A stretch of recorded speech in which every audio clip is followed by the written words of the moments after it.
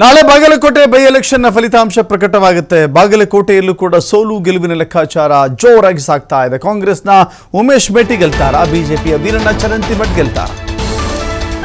ಉಮೇಶ್ ಮೇಟಿ ಹಾಗೂ ವೀರಣ್ಣ ಚರಂತಿಮಠ ಮಧ್ಯೆ ತೀವ್ರ ಪೈಪೋಟಿ. ಚುನಾವಣಾ ನಂತರದ ಸಮೀಕ್ಷೆಗಳು ಕಾಂಗ್ರೆಸ್ ಗೆಲ್ಲುತ್ತೆ ಅಂತ ಹೇಳುವ ಕಾರಣಕ್ಕಾಗಿ ಚುನಾವಣೋತ್ತರ ಸಮೀಕ್ಷೆ ಕಾಂಗ್ರೆಸ್ನಲ್ಲಿ ಬಹಳ ಉತ್ಸಾಹವನ್ನು ಮೂಡಿಸಿದೆ.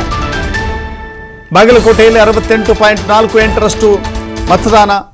ಉಮೇಶ್ ಮೇಟಿ ಗೆಲುವಿಗೆ ಸಿಎಂ ಸಿದ್ದರಾಮಯ್ಯ, ಸಚಿವರಾದ ಸತೀಶ್ ಜಾರಕಿಹೊಳಿ, ಆರ್.ವಿ. ತಿಮ್ಮಾಪುರ ಪಣ ತೊಟ್ಟಿದ್ರು. ಇತ್ತ ಚರಂತಿಮಠ ಗೆಲ್ಲುವುದು ನಿಶ್ಚಿತ ಅಂತ ಹೇಳಿ ಅದಕ್ಕಾಗಿ ವಿಜಯೇಂದ್ರ ಮತ್ತು ಕಾರಜೋಳ ಪ್ರತಿಷ್ಠೆಯಾಗಿ ತೆಗೆದುಕೊಂಡಿದ್ರು. ನಗರ ಪ್ರದೇಶಗಳ ಮೇಲೆ ಹೆಚ್ಚು ಅವಲಂಬನೆಯಾಗಿರುವಂಥ ಬಿಜೆಪಿ ಇದು. ಬಾಗಲಕೋಟೆ ಗ್ರಾಮೀಣ ಭಾಗವನ್ನು ಕಾಂಗ್ರೆಸ್ ನಂಬಿಕೊಂಡಿದೆ. ಹೇಳಿ ಕೇಳಿ ಒಂದು ಜಿದ್ದಾಜಿದ್ದಿಯ ಕ್ಷೇತ್ರ ಬಾಗಲಕೋಟೆ. ಎಚ್.ವೈ. ಮೇಟಿಯವರ ನಿಧನದ ಕಾರಣಕ್ಕಾಗಿ ತೆರವಾಗಿದ್ದಂಥ ಕ್ಷೇತ್ರದಲ್ಲಿ ಉಪಸಮರದ ಕಾವು ಜೋರಾಗಿತ್ತು. ಈಗ ಚುನಾವಣೆ ಮುಗಿದಿದೆ, ನಾಳೆ ಫಲಿತಾಂಶ ಇದೆ. ಫಲಿತಾಂಶ ನಾಳೆ ಪ್ರಕಟವಾಗುತ್ತೆ. ಫಲಿತಾಂಶದಲ್ಲಿ ಯಾರು ಗೆಲ್ತಾರೆ, ಯಾರು ಸೋಲ್ತಾರೆ ಅಂತ ಹೇಳಿ ಚುನಾವಣೋತ್ತರ ಸಮೀಕ್ಷೆಗಳು ಏನು ಹೇಳಿದ್ದಾವೆ? ಚುನಾವಣೋತ್ತರ ಸಮೀಕ್ಷೆಗಳು ಕಾಂಗ್ರೆಸ್ ಗೆಲ್ಲಬಹುದು ಅಂತ ಹೇಳಿ ಬಹುತೇಕ ಕಾಂಗ್ರೆಸ್ಗೆ ಗೆಲುವಿಗೆ ದಿಕ್ಸೂಚಿಯನ್ನು ಬರೆದಿದ್ದಾವೆ. ಹಾಗಾದರೆ ಆ ದಿಕ್ಸೂಚಿ ನಿಜವಾಗುತ್ತಾ?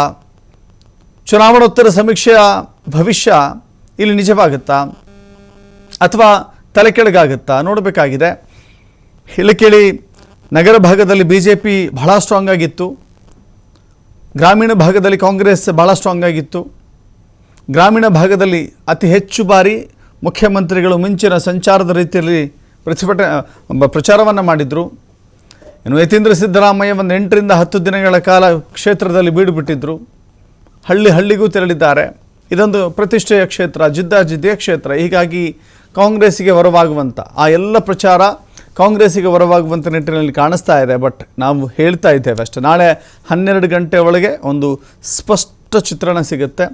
ಯಾರು ಗೆಲ್ತಾರೆ, ಯಾರು ಸೋಲ್ತಾರೆ, ಯಾರು ಮನೆಗೆ ಹೋಗ್ತಾರೆ, ಯಾರು ಗೆದ್ದು ವಿಧಾನಸೌಧಕ್ಕೆ ಬರ್ತಾರೆ ಅನ್ನೋದು ನಿರ್ಧಾರವಾಗುವಂಥ ಸಂದರ್ಭ ನಾಳೆ.